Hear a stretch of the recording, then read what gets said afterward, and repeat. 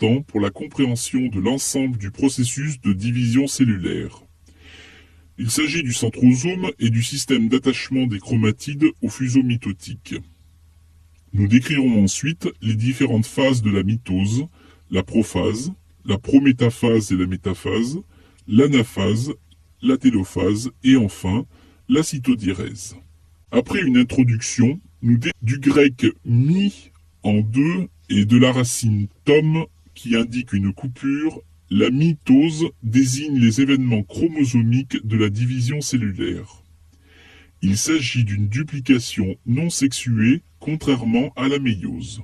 Du grec mi, une cellule est caractérisée par son volume et sa surface.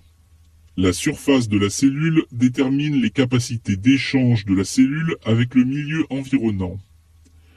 Cette surface augmente comme le rayon de la cellule au carré. Par contre, le volume de la cellule est relié à ses besoins métaboliques. Ce volume augmente comme le rayon de la cellule au cube. Si la taille d'une cellule augmente à partir d'un certain point, sa surface d'échange n'est plus suffisante pour son volume et donc les besoins métaboliques de cette cellule. Ceci est illustré ici pour trois types cellulaires. Tout d'abord, une cellule prokaryote qui peut être assimilée à un cube de 1 micron de côté. Le rapport de la surface sur le volume est donc de 6. Le deuxième exemple est une cellule eucaryote qui peut être assimilée à un cube de 10 micromètres de côté. Dans ce cas, le rapport de la surface sur le volume est de 0,6, ce qui est moins favorable pour cette cellule. Enfin, le troisième exemple est celui d'un petit métazoaire qui serait comparable à un cube de 1000 micromètres de côté. Dans ce cas, le rapport surface sur volume est de 0,006, ce qui est très défavorable. Une cellule qui est en croissance a donc deux solutions. Augmenter sa surface par l'émission de pseudopodes et de microvillosités, ou se diviser. C'est ce dernier cas que nous allons maintenant examiner. Une cellule est caractérisée par... Il existe plusieurs modes de division cellulaire dans le monde vivant. La fission binaire correspond à la division en deux moitiés égales d'une cellule. Ce mode est celui qu'utilisent les bactéries, les cyanobactéries et les protozoaires. La mitose, qui est une division asexuelle et qui aboutit à des copies génétiques identiques. Enfin, la méiose, qui est une division sexuelle et qui aboutit à la production des gamètes que sont les spermatozoïdes et les ovocytes. Nous nous intéresserons uniquement à la mitose dans la suite de ce chapitre.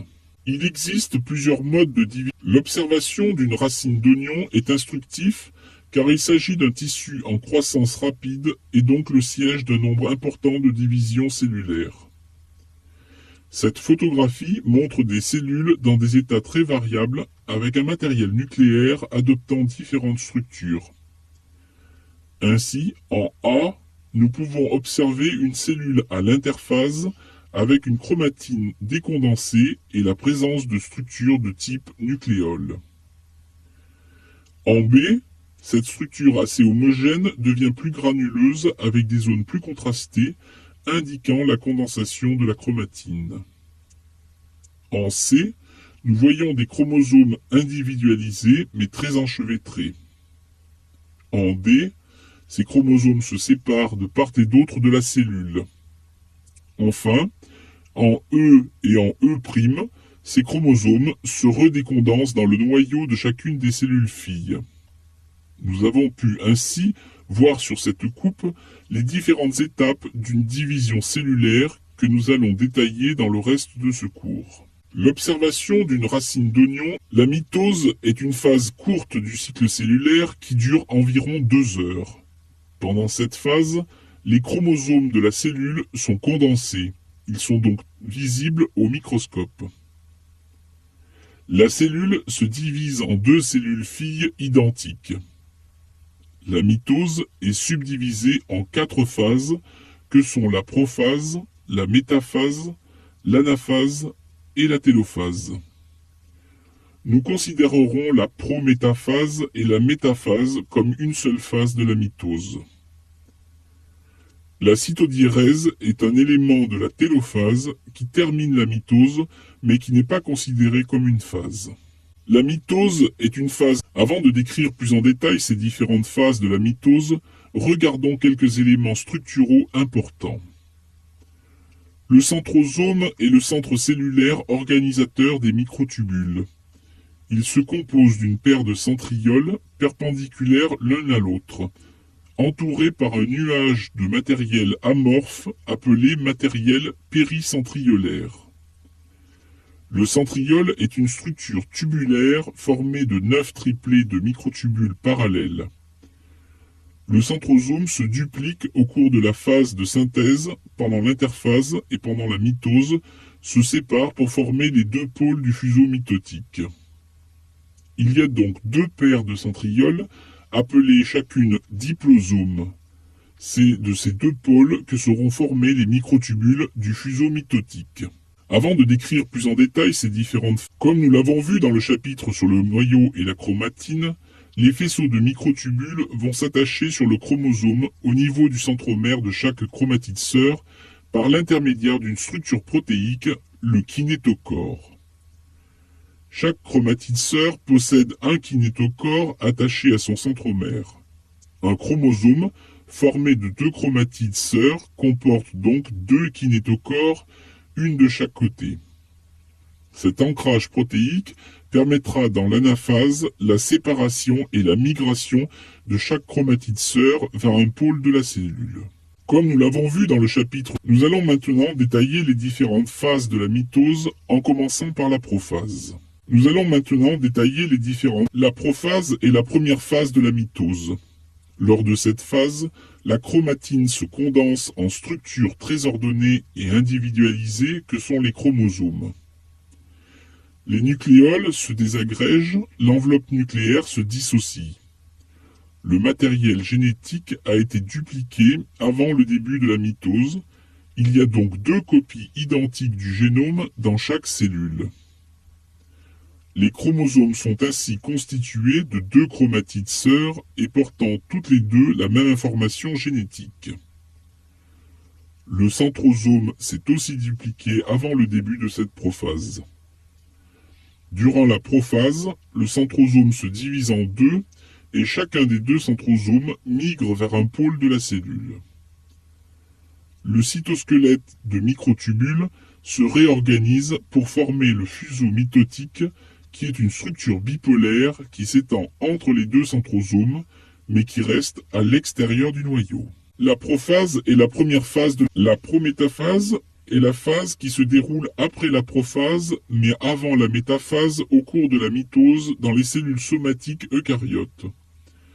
Les microtubules, qui se sont développés à partir des centrosomes localisés aux deux pôles de la cellule, envahissent progressivement l'espace laissé libre par la disparition de la membrane nucléaire. Ce phénomène permet aux microtubules de prendre contact avec les chromosomes en cours de condensation par l'intermédiaire du kinétochore. La prométaphase s'achève quand tous les chromosomes sont correctement attachés. Si tel n'est pas le cas, le chromosome mal attaché envoie un signal inhibiteur et la cellule doit attendre que le problème soit résolu pour passer en métaphase. Ce phénomène de contrôle vise à minimiser les risques de mauvaise disjonction. La métaphase est le rassemblement des chromosomes condensés à l'équateur de la cellule pour former la plaque équatoriale avant d'être séparés dans les deux cellules filles. Les centromères des chromosomes se placent à cet endroit par le jeu de polymérisation-dépolymérisation que subissent les microtubules attachés aux deux kinétochores. Les centrosomes se sont positionnés au cours de cette phase à chaque pôle de la cellule. La prométaphase et l'anaphase est une phase très rapide de la mitose où les chromatides sœurs se séparent et migrent vers les pôles opposés de la cellule. Durant cette phase, suite à un signal spécifique, les chromatides sœurs se séparent brutalement par la rupture de la jonction protéique formée de coésine. Les chromatides sœurs sont alors tirées par les microtubules en direction du pôle auquel elles sont rattachées par l'intermédiaire de chaque kinétochore. L'anaphase est une phase très rapide de la mitose où les chromatides sœurs se séparent et migrent vers les pôles opposés de la cellule. Durant cette phase, suite à un signal spécifique, les chromatides sœurs se séparent brutalement par la rupture de la jonction protéique formée de coésine. Les chromatides sœurs sont alors tirées par les microtubules en direction du pôle auquel elles sont rattachées par l'intermédiaire de chaque kinétochore. L'anaphase est une phase très rapide de la mitose où les chromatides sœurs se séparent et migrent vers les pôles opposés de la cellule. Durant cette phase, suite à un signal spécifique, les chromatides sœurs se séparent brutalement par la rupture de la télophase, du grec télos signifiant fin, et la quatrième phase. Durant cette phase, les chromosomes se décondensent, les microtubules polaires arrêtent leur élongation, l'enveloppe nucléaire se reforme autour des chromatides individuelles. Le sillon de division séparant les deux cellules filles se met en place. La télophase, du grec té, la cytodierèse, appelée aussi cytocinèse ou encore cytokinèse, intervient en fin de mitose. Durant cette période, le sillon de division se forme dans un plan perpendiculaire à l'axe du fuseau mitotique et sépare la cellule en deux cellules filles. Au cours de cette opération, le cytoplasme est divisé en deux fractions avec une répartition des organites entre les deux cellules. La cytodierèse, appelée aussi le sillon, peut en fait commencer à se former dès l'anaphase. Le clivage est dû à un anneau contractile qui est composé principalement d'actine et de myosine. Cette constriction se fait de manière centripète. Le sillon de division se resserre jusqu'à former un corps intermédiaire formant un passage étroit entre les deux cellules filles et qui contient le reste du fuseau mitotique. Celui-ci finira par disparaître entièrement et les deux cellules filles se sépareront complètement. Le sillon peut en fait commencer à se former dès l'anaphase. Le clivage est dû à un anneau contractile qui est composé principalement d'actine et de myosine. Cette constriction, ces photographies résument l'ensemble des phases composant la mitose. La chromatine est colorée en bleu. Le cytosquelette avec le fuseau mitotique sont colorés en vert. Les membranes intracellulaires sont colorées en rouge. Nous retrouvons ces éléments dans les différentes phases, tout d'abord au cours de l'interphase où nous observons une chromatine décondensée et la présence d'un seul centrosome. Puis, au cours de la prophase, les chromosomes se condensent et le centrosome s'est dupliqué, apparaissant sous la forme de deux taches jaune-verte intenses. Au cours de la prométaphase, les chromosomes sont bien individualisés. Puis, ils se localisent au cours de la métaphase sur la plaque équatoriale. Les deux centrosomes ont migré de chaque côté et sont reliés par le fuseau mitotique de microtubules. Enfin, au cours de l'anaphase, une séparation rapide des chromosomes les fait rejoindre chaque pôle de la cellule. Au cours de la télophase, le matériel génétique est réparti entre les deux cellules filles. Ces photographies résument l'ensemble. Ce chapitre était consacré à la mitose, cette opération de division de la cellule en deux cellules filles. Pour vous rassurer, je ne me suis pas divisé au cours de ce chapitre, contrairement à ce Dr Fun qui faisait le même cours que nous aujourd'hui. Ce chapitre était consacré à l'issue de ce cours, voici les éléments majeurs à retenir.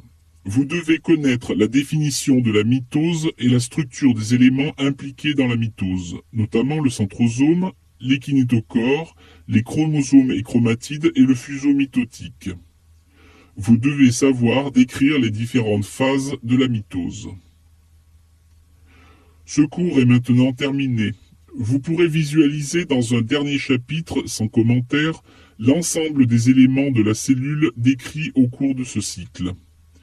Ce film sera commenté en séance de CEPI. Je vous retrouve donc bientôt pour répondre à vos questions et travailler ensemble des questions sur ces éléments structuraux de la cellule. Je vous souhaite un bon travail. À l'issue de ce cours, voici les éléments